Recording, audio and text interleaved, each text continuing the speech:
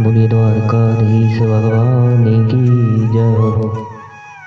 आज का प्रसंग है ध्रुव की स्थिति के बारे में, अन्य ग्रहों के बारे में जानकारी, सूर्यदेव के रथ में सूर्य के अलावा और कौन कौन वास करते हैं 12 माह में, यही प्रसंग सुनाने जा रहे हैं। आशा करते हैं आप इसे अवश्य ही पसंद करेंगे। यह प्रसंग श्री विष्णु महापुराण के नवम दशम स्कंद से लिया गया है।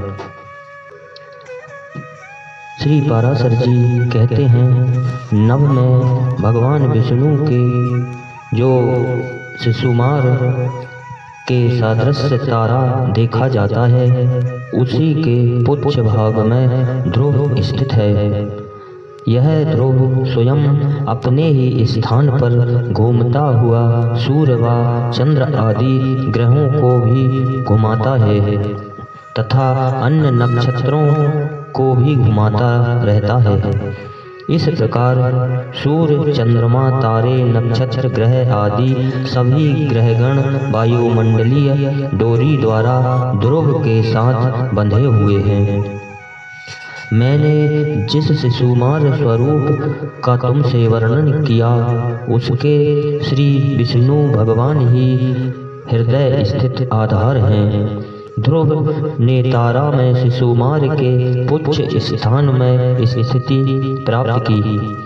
शिशुमार के आधार स्वयं नारायण हैं। जिस प्रकार देव, असुर व मानव आदि सहित यह संपूर्ण जगत सूर्य के आश्रित है, तुम इस प्रसंग को सावधान होकर सुनो।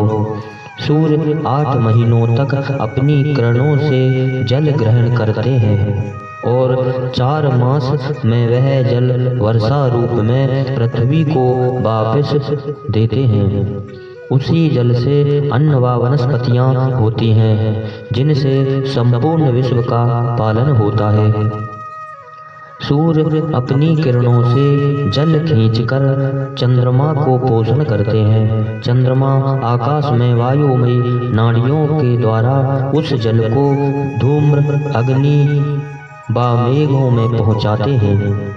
चंद्र द्वारा इस प्रकार प्राप्त जल मेघों से तुरंत ही नष्ट नहीं होता, अतः वह अग्र कहलाता है। काल जनित संस्कार से वह आवश में जल बिंदु समूह निर्मल होकर पवन की प्रेरणा से पृथ्वी पर वर्षा रूप में गिरता है।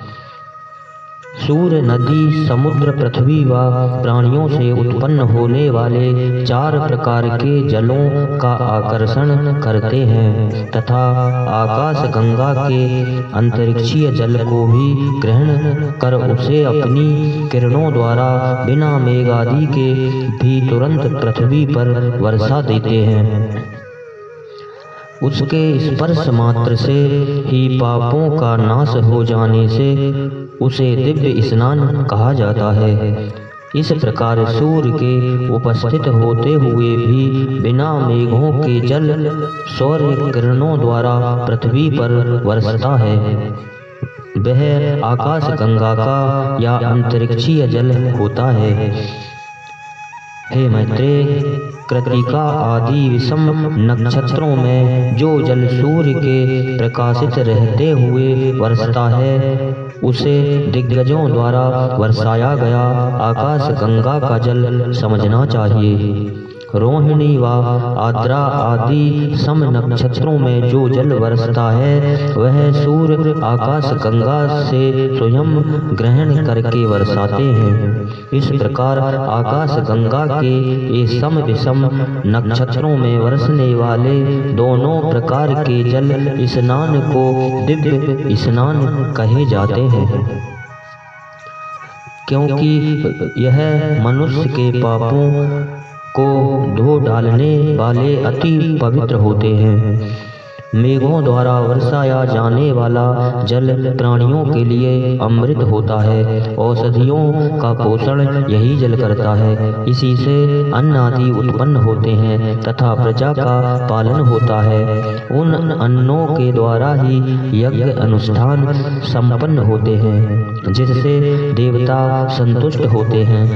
इस प्रकार संपूर्ण यज्ञ, वेद, ब्राह्मण, क्षत्रिय, वैश्य, शूद्र आदि वर्ण, समस्त देवता तथा प्राणी वर्षा पर ही निर्भर हैं। इस वर्षा को सूर्य ही उत्पन्न करते हैं। उस सूर्य का आधार ध्रुव है तथा ध्रुव का आधार शिशुमार है और शिशुमार का भी आधार भगवान विष्णु है, जो समस्त चराचर का पालन करने वाले आदि भूत व सनातन पुरुष हैं।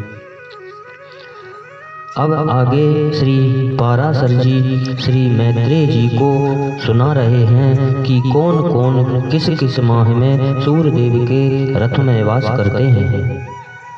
श्री पाराशर जी ने आगे कहा, अवरोह व आरोह के द्वारा एक वर्ष में सूर्य की जो गति है, उस संपूर्ण मार्ग की दोनों काष्ठाओं का अंतर 180 मंडल है। सूर्य के रथ पर प्रति मास भिन्न भिन्न आदित्य, ऋषि, गंधर्व, अप्सरा, यक्ष, सर्प व राक्षस गण अधिष्ठित होते हैं। उनका विवरण भी सुनो।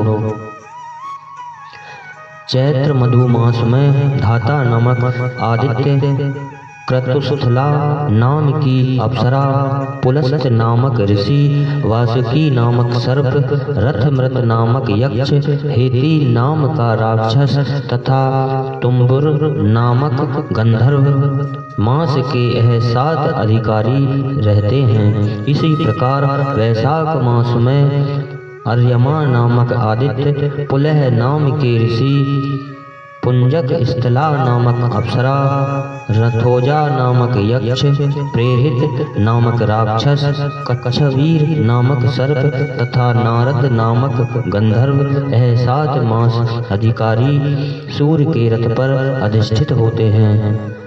ज्येष्ठ मास में मित्र नामक आदित्य, तक्षक नामक सर्प, अत्रि नामक ऋषि, मेनका नामक अप्सरा, पौरुषेय नामक राक्षस, रथस्वान नामक यक्ष तथा हाहा नाम के गंधर्व मास अधिकारी के रूप में निवास करते हैं।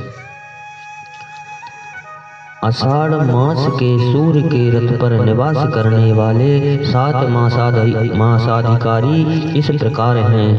वरुण नामक आदित्य, वशिष्ठ नामक ऋषि, सहजन्य नामक अप्सरा, नाग नामक सर्प, रथ नामक राक्षस, होहो नामक गंधर्व तथा रथचित्र नामक यक्ष। श्रावण मास में इंद्र, आदित्य, विश्वसु, गंधर्व, स्रोत यक्ष, यलापुत्र सर्प, अंगिरा ऋषि, प्रमलोचा अप्सरा तथा सर्पी राक्षस, ये 7 मास अधिकारी होते हैं। भाद्रपद मास में विवस्वान आदित्य, उग्रसेन गंधर्व, भृगु ऋषि, अपूर्ण यक्ष, शंखपाल सर्प, व्याघ्र नामक राक्षस तथा अनुलोचा अप्सरा, ये 7 मास अधिकारी सूर्य रथ पर निवास करते हैं। इसी प्रकार अश्विनी मास में पूषा आदित्य, गौतम ऋषि, वसुरुचि गंधर्व, वात राक्षस, धनंजय सर्प, सुषेण गंधर्व तथा घृताची अप्सरा, और कार्तिक मास में पर्जन्य आदित्य, ऐरावत सर्प, भरद्वाज ऋषि, विश्ववाची नाम की अप्सरा, सैनजीत यक्ष, आप नामक राक्षस तथा विश्वासु नामक गंधर्व सूर्य रथ में मास अधिकारी के रूप में निवास करते हैं। मार्गशीर्ष नामक मास के अंश में अंश नाम के आदित्य, कश्यप ऋषि, ताक्षक यक्ष, महापदम सर्प, उर्वशी अप्सरा, चित्रसेन गंधर्व तथा विद्युत नामक राक्षस। पौष मास में कृत ऋषि, भग आदित्य, उर्णायु गंधर्व, स्फुर्ज राक्षस, ककोट सर्प, अरिष्नेमी यक्ष तथा पूर्वचित नामक अप्सरा सूर्य रथ में मास अधिकारी के रूप में अधिष्ठित होते हैं। माघ मास में त्वष्ठा आदि, जन्मदग्नि ऋषि, कंबल सर्प, तिलोत्मा अप्सरा, ऋतिजित यक्ष, ब्रह्मोपेत राक्षस तथा धृतराष्ट्र गंधर्व और फाल्गुन मास में विष्णु नामक आदित्य, अश्वेतर सर्प, रंभा अप्सरा, सूर्यवृचा गंधर्व, सत्यजीत यक्ष, यज्ञोपित राक्षस तथा विश्वामित्र ऋषि सूर्य रथ पर मास अधिकारी के रूप में यधिष्ठित रहते हैं। इस प्रकार हे मैत्रेय, एक एक मास में 7 गण विष्णु भगवान की शक्ति द्वारा तेज युक्त होकर सूर्यदेव के रथ पर वास करते हैं। यह 12 आदित्य, 12 ऋषि, 12 गंधर्व, 12 अक्ष, 12 अप्सराएं, 12 सर्प तथा 12 राक्षस वर्ष भर में अपने अपने मास के अधिकारी रहते हैं। मुनि ऋषि सूर्य की स्तुति करते हैं, गंधर्व यशोगान करते हैं, अप्सराएं नृत्य करती हैं, राक्षस रथ के पीछे चलते हैं, सर्प रथ सजाते हैं तथा यक्ष रथ की वागडोर संभालते हैं तथा नित्य सेवक सूर्य के रथ को चारों ओर से घेरे रहते हैं। यही 7 गण ही अपने अपने समय में ऋतु परिवर्तन, सर्दी, गर्मी, वर्षा आदि के कारण होते हैं। इन्हीं शब्दों के साथ बोलिए द्वारकाधीश भगवान की जय हो।